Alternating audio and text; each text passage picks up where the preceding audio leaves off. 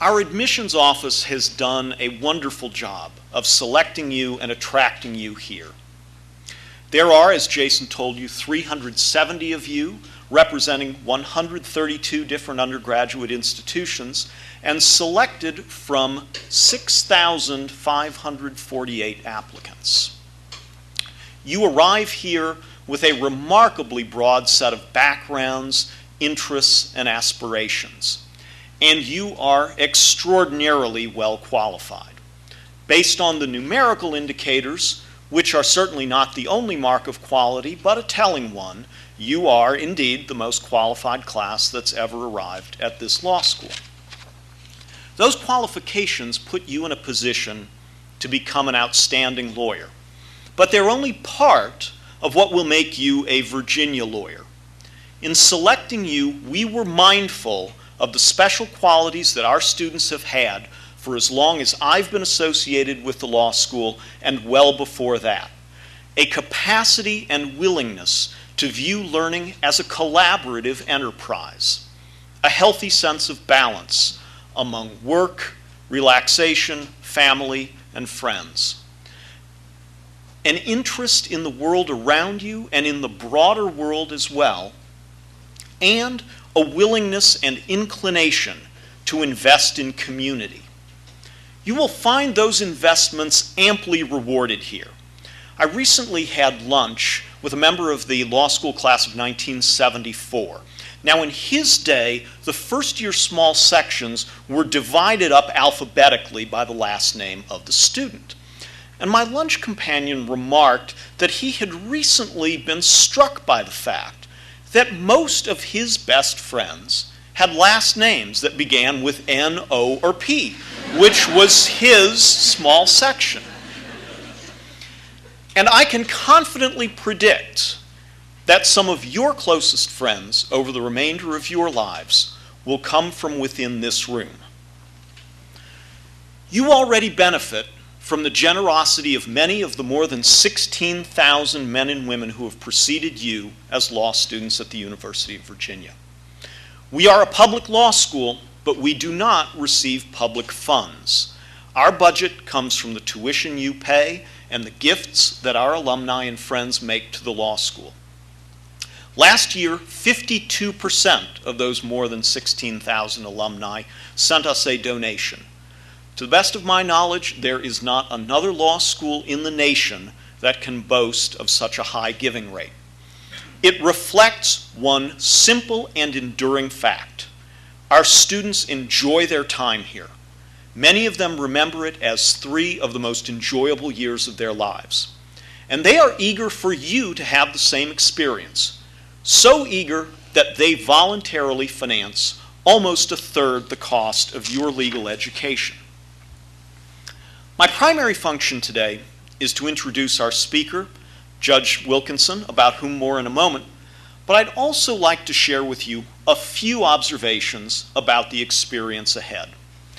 That experience will be transformative.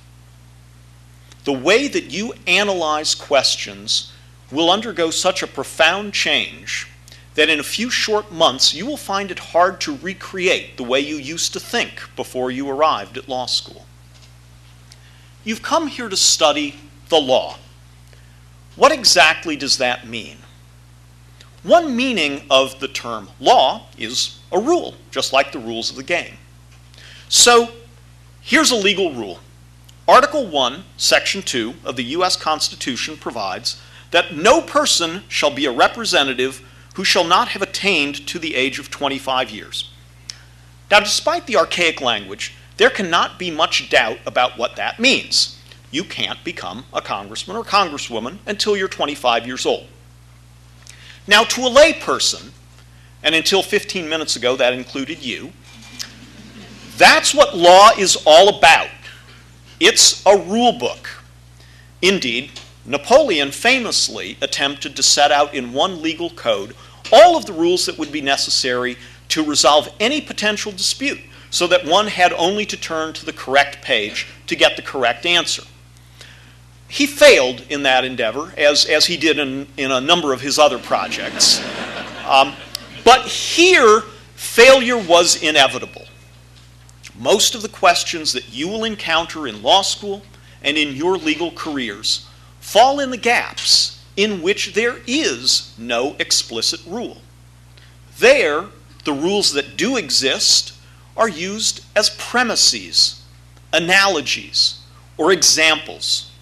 They're the raw material, the tools that the lawyer uses to construct an argument that will persuade the listener as to the correct answer to the question at hand. The lawyer's task, then, is to persuade. To persuade is not merely to dispute or disagree. Perhaps some of you are familiar with the wonderful Monty Python Argument Clinic sketch.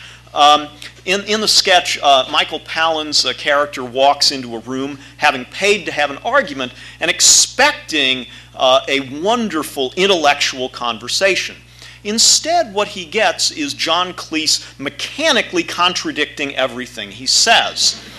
And after about a minute of this, he throws up his hands in disgust and says, "But this isn't an argument." To which Cleese, of course, replies, "Yes, it is." Well, it isn't a legal argument because it isn't an attempt to persuade.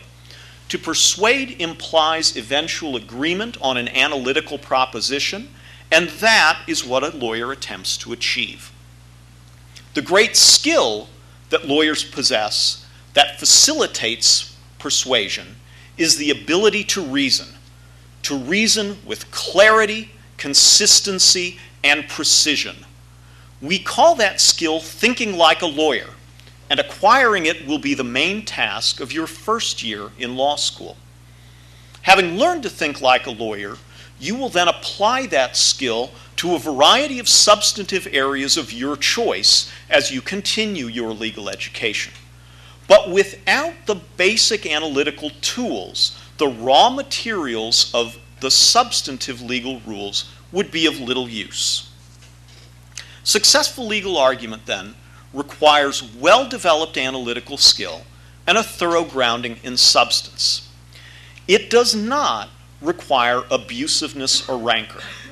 Fortunately, you will discover that Virginia graduates have a well-deserved reputation for being able to find common ground when it's available and to disagree respectfully when it's not. That's no mere coincidence. The faculty and your fellow students place a high value on civility. Indeed, it was one of the things that first attracted me to the law school back in 1990, and I hope that you will come to appreciate and value it as well.